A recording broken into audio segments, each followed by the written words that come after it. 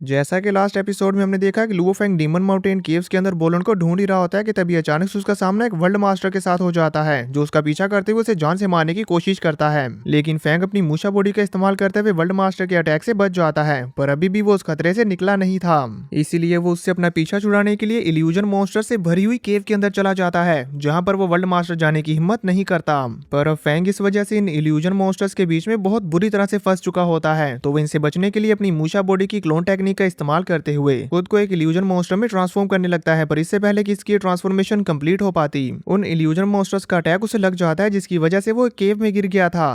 अब आगे इस एपिसोड की स्टार्टिंग में हमें यूनिवर्स के अंदर एक बहुत ही ज्यादा पावरफुल टेंपल का सीन दिखाया जाता है, जिसे 10,000 स्टार टेंपल के नाम से जानते हैं। इसी के साथ वहां उस टेंपल पर 6 पावरफुल बंदे अपीयर होते हैं, जिनमें से 3 वर्ल्ड मास्टर लेवल पर और बाकी के 3 डोमेन मास्टर लेवल पर होते हैं। वो वहां पर अपनी पावर्स रिलीज करते हुए एंट्री लेते हैं और फिर फौरन से अपने लॉर्ड के सामने झुक जाते हैं। इसी के साथ हमें उनके लॉर्ड को दिखाया जाता है, जो कि एक बहुत ही ज्यादा पावरफुल आइडेंटिटी है, जिनका नेम है यिंग यू हाओ, जो कि असल में एक स्नेक ह्यूमन है। और इनकी पावर्स का अंदाजा हमें अभी थोड़ी देर में हो जाएगा।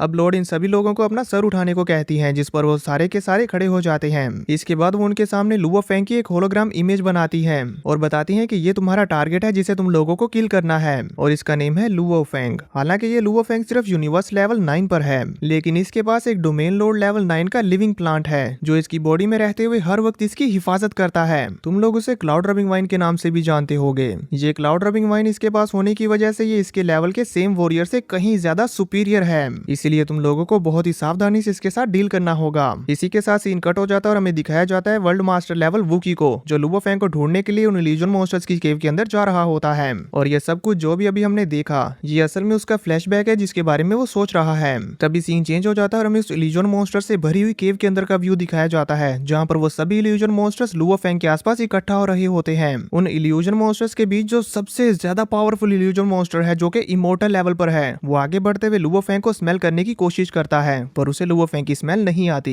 तभी हम भी देखते हैं कि लुओ फेंग तो पूरी तरह से एक इल्यूजन मॉन्स्टर बन चुका है, जो कि बहुत ही क्यूट लग रहा था। वो पावरफुल इमोर्टल लेवल का इल्यूजन मॉन्स्टर भी इस छोटे से क्यूट से इल्यूजन मॉन्स्टर को देखकर हैरान परेशान और सोच में पड़ जाता है कि ये कहां से आ गया, और फिर वो इससे बात करने की कोशिश करता है। जबकि हम देखते हैं कि लुओ फेंग तो बहुत ही क्यूट वे में बिहेव कर रहा था। तभी वो आता उसे बताती है, लुओ फेंग, मैंने इस बियर मॉन्स्टर के बिहेवियर को अपलोड कर दिया है और अब तुम इसी के अकॉर्डिंग बिहेव करोगे, नहीं तो ये तुम्हें पहचान जाएंगे। इसलिए हम देखते हैं कि फेंग उन्हीं इल्यूजन मॉन्स्टर्स की तरह अपना कान खुजलाता है और चलने की भी कोशिश करता है, पर वो उनकी तरह चल नहीं पाता और बड़े ही फनी वे में बिहेव कर रहा होता है। और इवन वो तो अपने 2 पैरों पर खड़ा होकर उस बड़े इमोर्टल लेवल के इल्यूजन बीस्ट को हाई भी करता है, जिस पर वो बड़ा इमोर्टल लेवल की पावर्स रखने वाला इल्यूजन बीस्ट बड़े सीरियस वे में फेंग की तरफ आगे बढ़ने लगता है। उसे इतना सीरियस हुआ देखकर फेंग डरते हुए पीछे हटने लगा था कि तभी उसके पीछे से ही एक स्मॉल इल्यूजन मॉन्स्टर उसे सूंघ कर पहचानने की कोशिश करता है। ये सब देखकर वहां पर मौजूद सभी इल्यूजन मॉन्स्टर्स तो हैरान परेशान थे कि ये क्या चल रहा है आज यहाँ पर। इसी के साथ हमें देखने को मिलता है कि वो बड़ा इमोर्टल लेवल का इल्यूजन मॉन्स्टर फेंग को अपना लेता है और उसे एक मदर इल्यूजन बियर मॉन्स्टर की तरफ धकेल देता है कि लो, इसकी अच्छे से देखभाल करो। इनका ये प्यारा सा फैमिली मूवमेंट चल ही रहा होता है कि तभी अचानक से वो केव टूटती है और उसके अंदर से फायर एम्बर निकलने लगती है।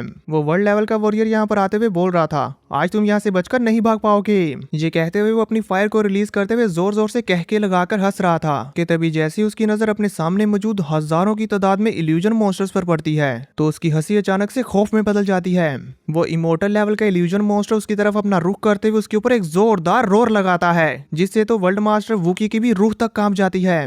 तभी बाकी सभी इल्यूजन मॉन्स्टर्स ने भी उसके ऊपर हमला करना शुरू कर दिया था, जिनसे बचते हुए वो जिस रास्ते से आया था उसी रास्ते दुम दबाकर भागने लगता है।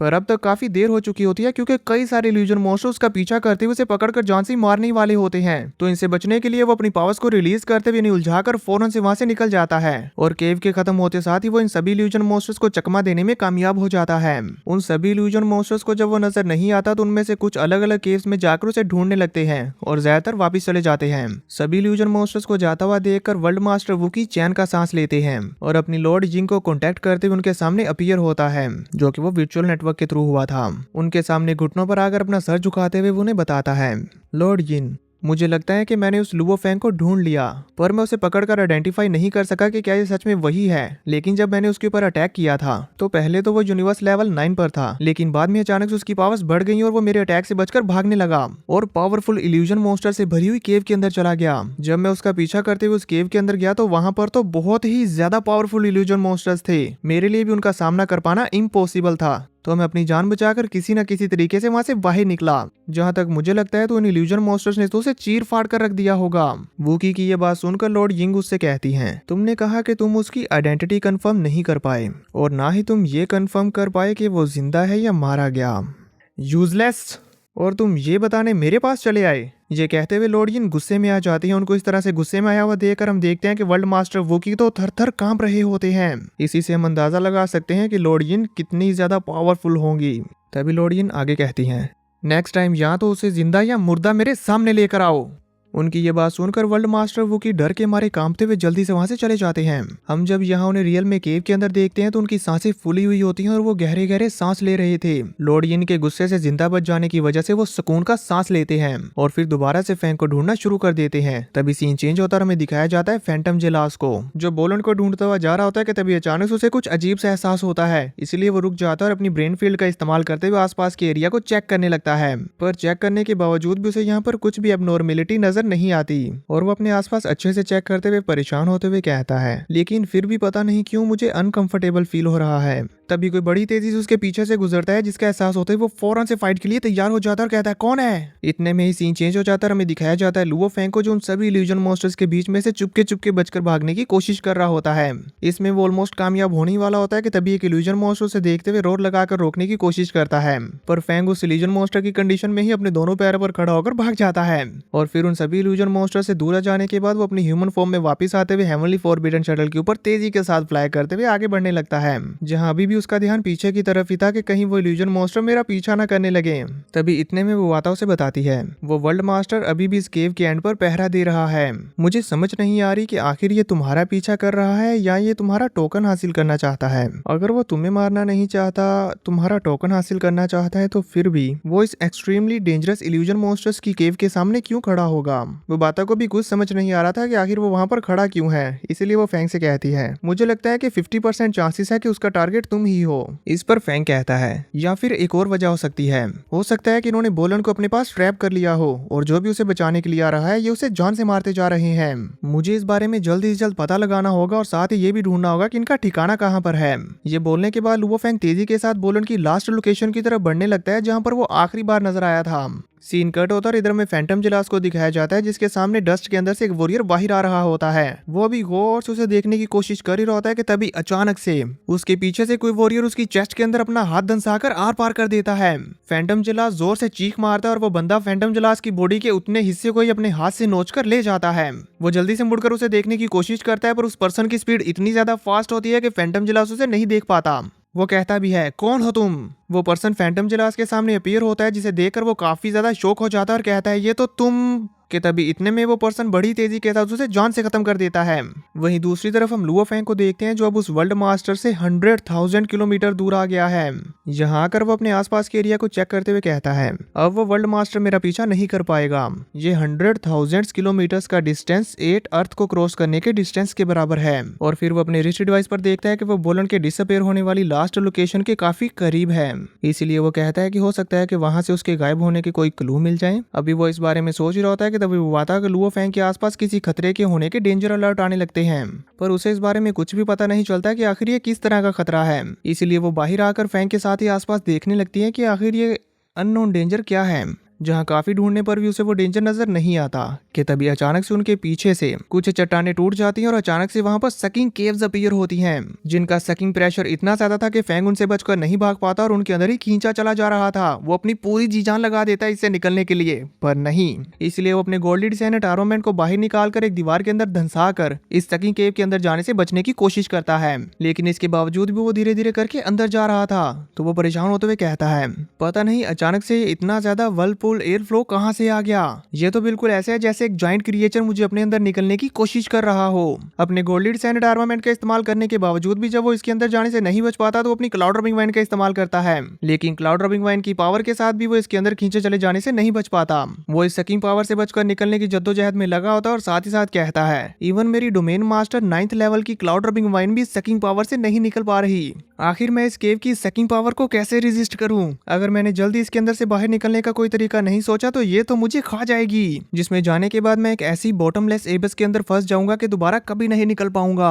यहाँ से निकल पाना तो फैंग के लिए एक मुसीबत थी, जबकि साथ ही साथ इसके अंदर बहुत ही ज्यादा इल्यूजन पावर्स भी होती हैं, जिनकी वजह से फैंग को सर दर्द होने लगा था। तभी उसे इससे निकलने के लिए एक आइडिया आता है। वो अपनी मूशा बॉडी का इस्तेमाल करते हुए उसे अपनी heavenly forbidden shuttle cone drill की शेप दे देता और तेजी के साथ घुमाते हुए उस केव की सकिंग पावर से बाहर निकल जाता है। जहां बाहर आने के बाद वो कहता है फॉर्चुनेटली मेरी मूशा बॉडी हेवनली फॉरबिडन शटल के साथ मर्ज होकर वहां से निकलने में कामयाब रही, जिससे उस सकिंग केव की स्वेलिंग फोर्स 100 टाइम्स कम हो गई। अदरवाइज तो मैं उसके अंदर फंसकर मारा जाता। तभी वाता वहां पर आती है और अपने आसपास चेक करने लगती है कि कहीं यहाँ पर ऐसा कोई और ट्रैप ना हो, और चेक करने के बाद फैंग से कहती है अभी अभी तुम जिससे बचकर निकले हो ये स्पेस के अंदर एक टिपिकल डेथ ट्रैप है। जब मैं अपने मास्टर के साथ यूनिवर्स को एक्सप्लोर कर रही थी तो तब हमारा ऐसे बहुत सारे ट्रैप्स से सामना हुआ था। ये ट्रैप एक्सट्रीमली स्केरी होते हैं। जो भी पर्सन इसके अंदर फंस जाता है वो मारा जाता है। ये एक ऐसा ट्रैप है जो कहीं भी कभी भी अपीयर हो जाता है, और ये कितना ज्यादा पावरफुल होगा कोई नहीं कह सकता। इससे बच पाना बेहद ही मुश्किल है। और तुम जानते हो इसके अंदर तो इमोर्टल लेवल तक के वॉरियर्स भी फंस जाते हैं और मारे जाते हैं। अगर तुम केयरलेस होते तो तुम भी मारे जाते।